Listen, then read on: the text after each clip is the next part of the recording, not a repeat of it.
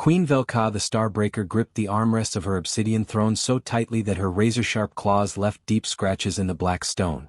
Her massive form, covered in crimson scales that shimmered like liquid fire under the harsh lights of her throne room, radiated an aura of barely controlled violence that had terrorized the galaxy for 2 centuries. The war room fell silent except for the nervous breathing of her generals. Even the most battle-hardened warriors of her empire trembled in her presence. They had good reason to fear her. Queen Velka had personally torn apart entire fleets with her bare hands. She had reduced thriving civilizations to cosmic dust with a single command. Her very name was whispered in the darkest corners of the galaxy as a curse upon one's enemies. General Mordak, his own scales a dull bronze that marked him as lesser nobility, stepped forward on unsteady legs. His voice cracked despite his centuries of military service. "Your Majesty, the situation in Sector 7 has not changed. The human vessel remains in our territory." Velka's golden eyes, each the size of dinner plates, narrowed to burning slits. 3 months, she said, her voice a low growl that made the metal walls vibrate. 3 months this insignificant creature has dared to ignore my authority. "Yes, Your Majesty," Mordak continued, sweat beading on his scaled forehead. "We have sent 17 warning transmissions. We have deployed intimidation formations around its ship. We have even fired warning shots across its bow. The human acknowledges our communications but simply continues with whatever it is doing." "And what exactly is it doing?" Velka demanded, rising from her throne to her full 8-foot height. Her presence filled the room like a dark storm cloud. "We are not entirely certain, Your Majesty. Our sensors detect no weapons, no mining equipment, no obvious military purpose.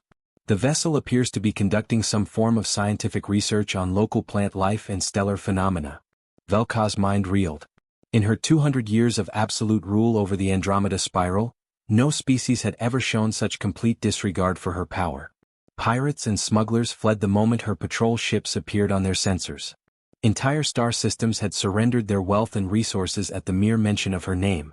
Galactic trading routes shifted course to avoid her territory, preferring to add months to their journeys rather than risk encountering her forces. Yet this lone human sat in her space like a tourist admiring the scenery. "Has it requested safe passage?" she asked. "No, Your Majesty." "Has it offered tribute?" "No, Your Majesty." "Has it shown any sign of fear or respect for our warnings?" General Mordak's voice became even smaller. "The human sent a polite message thanking us for the warning and asking if we needed any assistance with our own research projects." The temperature in the room seemed to drop several degrees. Velka's scales darkened to a deep burgundy, a sign that those who knew her had learned to fear above all others. Her generals took an involuntary step backward. "It offered to help us?" Velka's voice was barely above a whisper, which somehow made it infinitely more terrifying than her usual roars. "Yes, Your Majesty." "It also complimented our ship designs and expressed curiosity about our species' engineering capabilities." For a long moment, Queen Velka said nothing. Her mind raced through possibilities. Was this human insane? Was it some kind of elaborate trap? Was its species so primitive that it did not understand the concept of territorial sovereignty? Or was it so advanced that it viewed her mighty empire as nothing more than an interesting local curiosity? None of these options sat well with her. "Prepare my flagship," she commanded suddenly, her voice cutting through the silence like a blade. Her generals exchanged panicked glances. Admiral Kresh, her oldest military advisor, dared to speak. "Your Majesty, surely this matter does not require your personal attention. We could simply destroy the vessel and be done with it." Velka turned her burning gaze on him, and he immediately regretted speaking. "Are you questioning my judgment, Admiral?" "Never, Your Majesty. I merely thought." "You thought wrong." Velka began pacing, her massive claws clicking against the metal floor with each step. "For 50 years I have ruled from this throne room. For 50 years, no challenger has been worthy of my personal attention. Every threat has crumbled before my generals. Every enemy has begged for mercy before my fleets. But this human has done something no being in the galaxy has managed to do." She stopped pacing and fixed her gaze on the star chart displaying Sector 7. "It has made me curious." The admission sent ripples of unease through her war council. Curiosity was not an emotion they associated with their merciless queen. Velka was known for her decisive brutality, her swift judgment, her absolute certainty in all matters. Curiosity suggested doubt, and doubt was weakness. But Velka felt something stirring within her that had been dormant for decades. When had she last encountered something truly unexpected? When had she last faced a puzzle that could not be solved with overwhelming force?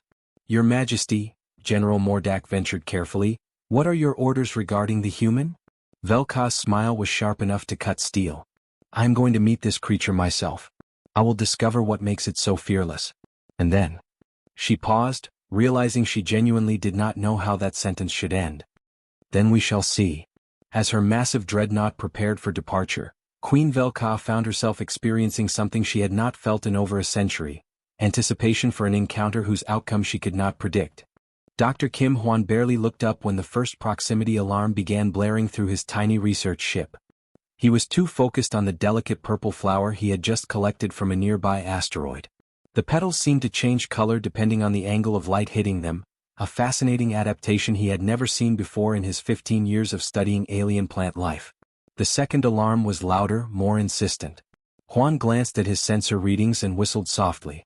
A massive object was approaching his position. Very massive. He set down his specimen carefully in its preservation chamber and walked to the small viewport that served as his window to the stars. What he saw made him forget about the flower entirely. A ship the size of a small moon was moving toward him, blocking out entire sections of the star field. Its hull was dark metal covered in sharp angles and weapon ports. Rows of cannons lined its surface like the teeth of some cosmic predator. Energy shields flickered around its edges, casting an eerie blue glow across its massive form. Well, Hwan said to himself, pushing his glasses up his nose. I suppose this was bound to happen eventually.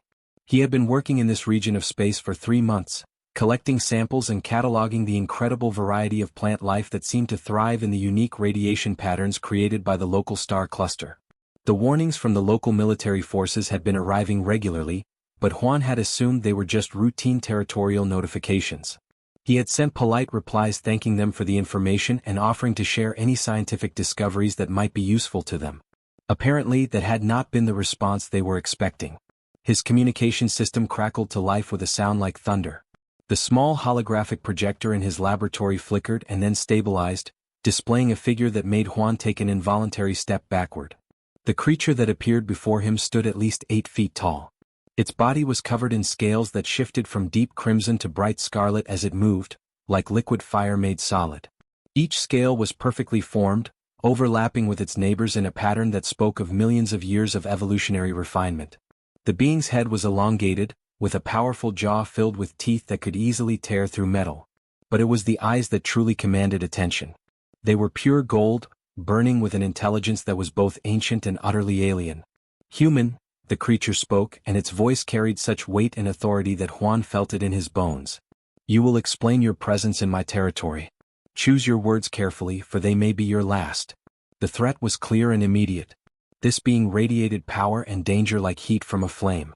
Every instinct Hwan possessed screamed at him to fall to his knees and beg for mercy. Instead, he found himself genuinely fascinated by what he was seeing. He set down the specimen container he had been holding and gave a respectful bow. Your Majesty, what an incredible honor this is. I am Dr. Kim Hwan from Earth's Xenobotanical Institute. I have been studying the remarkable plant life in this region of space. Your territory contains some of the most diverse and unique flora I have encountered in my entire career. Queen Velka had been prepared for many possible responses. She had expected terror, desperate pleading, offers of tribute, or perhaps defiant last words from a warrior ready to die. What she had not expected was genuine enthusiasm and what appeared to be scientific curiosity. You study plants? She asked, and for the first time in decades, confusion crept into her voice. Among many other things, Hwan replied, his eyes bright with interest. Your species, for instance. Those scales suggest an evolutionary history that includes both aquatic and terrestrial environments. The way they overlap and shift color indicates a complex system for both protection and communication. Absolutely remarkable. How long did it take your people to develop such sophisticated biological adaptations? Queen Velka blinked her golden eyes slowly. In 200 years of rule, no being had ever asked her about evolutionary biology. Most creatures were too busy begging for their lives to engage in academic discussion. You are not afraid, she observed, more as a statement than a question. Oh, I am terrified, Hwan admitted with a small smile. You are clearly one of the most powerful beings I have ever encountered. Your ship alone represents technology far beyond anything my species has achieved. But fear and fascination can exist together. I have spent my life studying life in all its forms, and you represent a form of life I have never had the opportunity to observe before. Observe? Velka's voice carried a dangerous edge. I am not some laboratory specimen, human. Of course not, Juan agreed quickly. I apologize if my words seem disrespectful. I meant only that meeting you is like discovering an entirely new branch of evolution.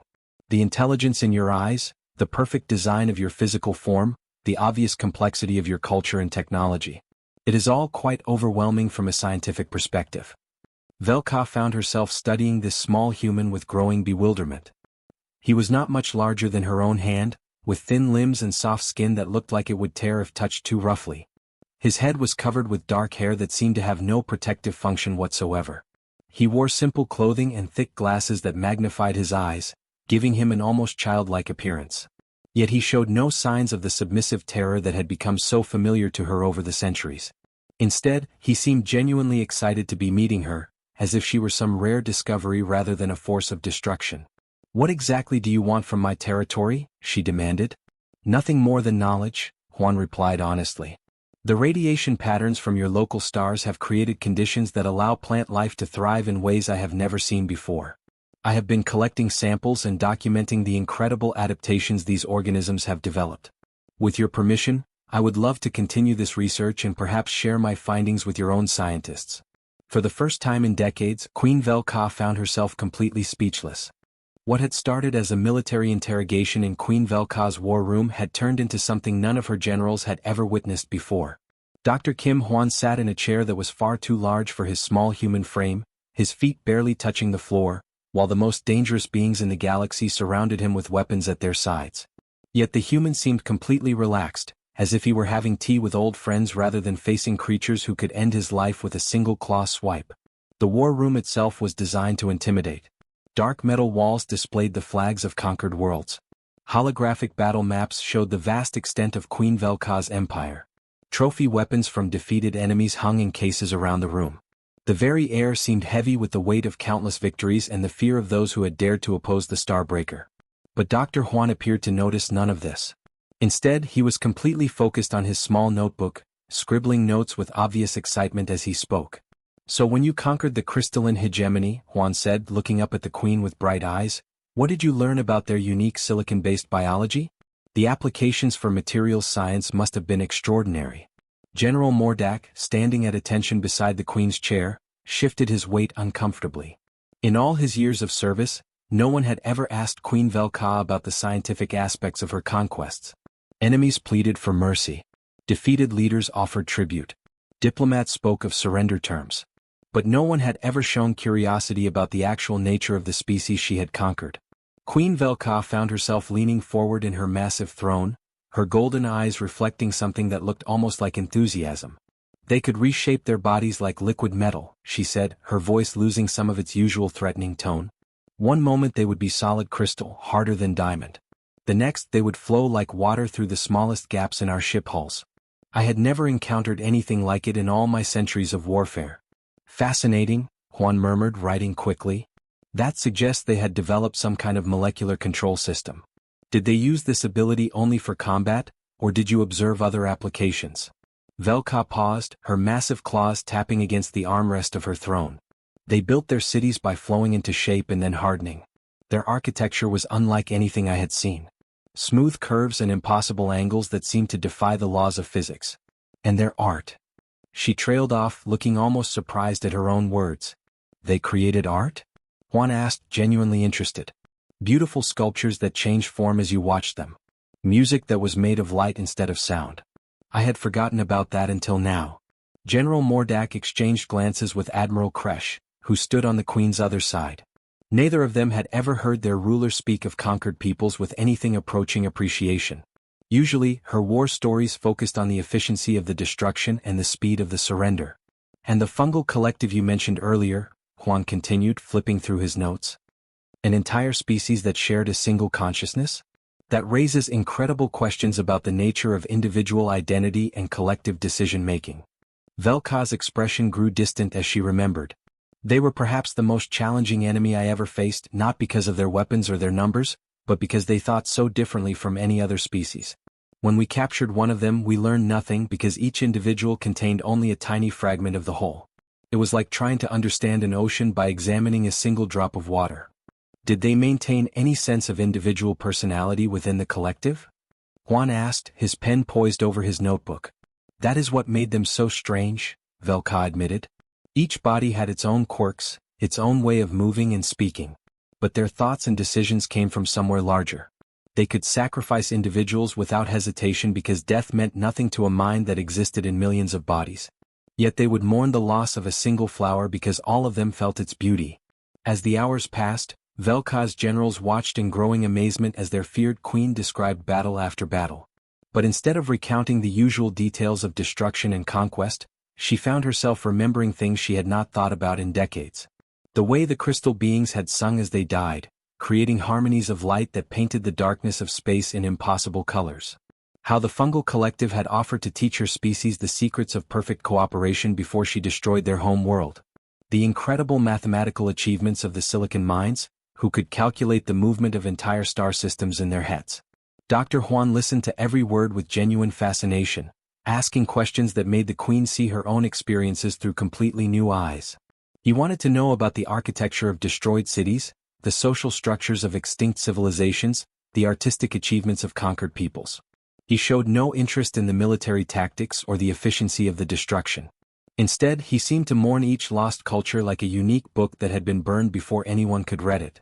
The most remarkable thing, Juan said at one point, is that you remember all of these details. Most conquerors in galactic history seem to view their defeated enemies as obstacles rather than complex civilizations. But you notice their music, their art, their unique ways of thinking. That suggests a level of respect and curiosity that is quite rare. Velka felt something strange stirring in her chest. Was it possible that she had always been curious about the species she conquered? Had she simply never had anyone to discuss these observations with before? When General Mordak finally stepped forward with urgent military reports that required the Queen's attention, Velka waved him away with obvious annoyance. Not now, she snapped. Dr. Juan was just explaining human music theory to me. The general stood frozen in place, completely bewildered by this unprecedented dismissal. The rebellion began in the early hours of the ship's artificial dawn cycle, when most of the crew should have been resting. Dr. Kim Hwan was awakened by the sound of emergency alarms echoing through the corridors of Queen Velka's massive flagship. At first he thought it might be another routine drill. The Queen's military ran constant training exercises to keep her forces sharp and ready for battle. But as the alarms continued and grew more urgent, Juan realized this was something far more serious. Through his small guest quarters viewport, he could see the running lights of other ships moving into aggressive positions around the flagship. The formation looked wrong, threatening rather than protective.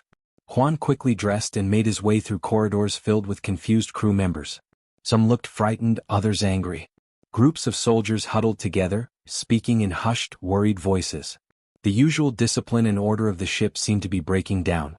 He found Queen Velka standing alone in her private quarters, a smaller chamber behind the main throne room where she could retreat from the constant demands of ruling an empire. She was staring out through a massive viewport at the rebel ships that now surrounded her flagship like predators circling wounded prey. "Your Majesty?" Juan said softly, not wanting to startle her. Velka did not turn around. Her massive form was silhouetted against the starfield, and for the first time since he had met her, she looked somehow smaller, less certain of herself. "General Mordak has declared me unfit to rule," she said, her voice barely above a whisper. "He claims that I have been weakened by human influence. Half of my fleet has joined his rebellion." Juan moved to stand beside her, looking out at the ships that had once protected her and now threatened her life. "I am sorry, Your Majesty. This is my fault."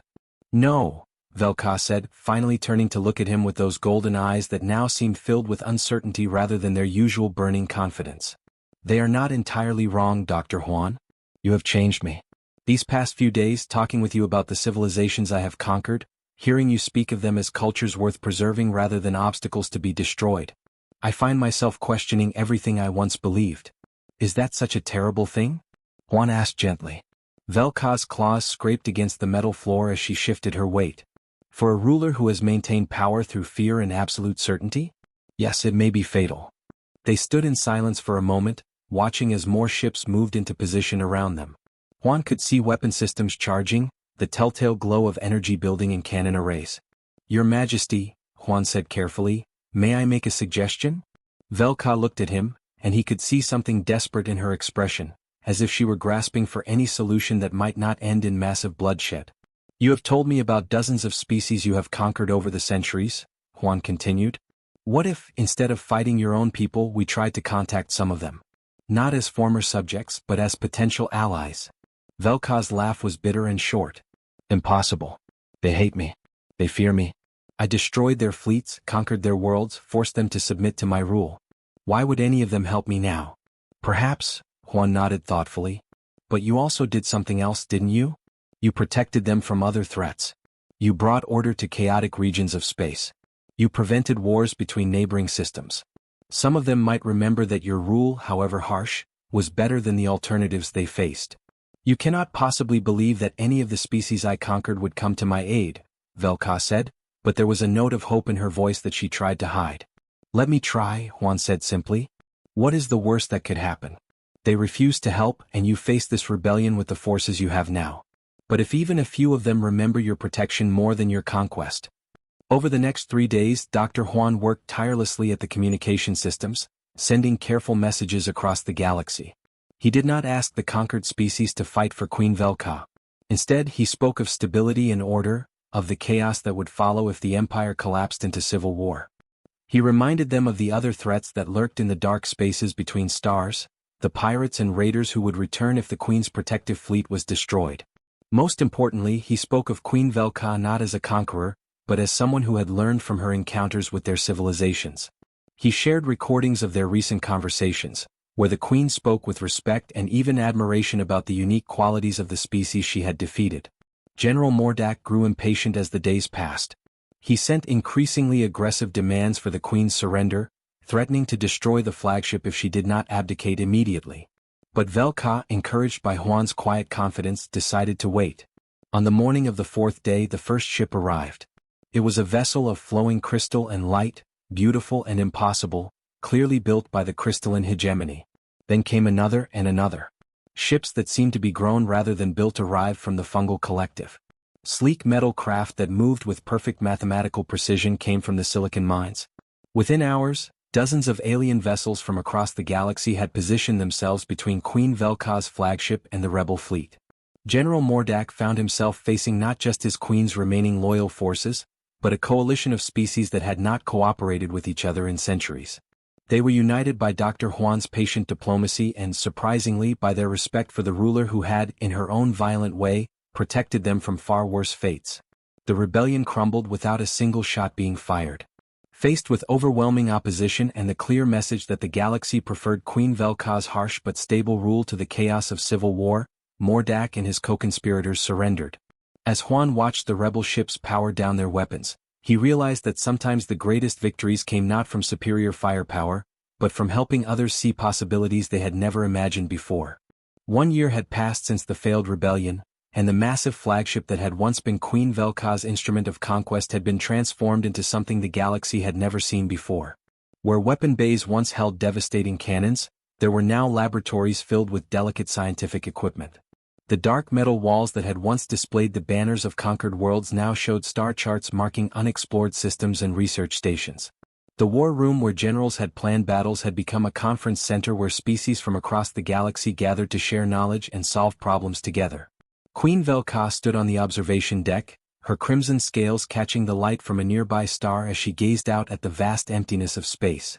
Beside her, Dr. Kim Hwan held a data tablet displaying information that would have seemed impossible just 12 months earlier.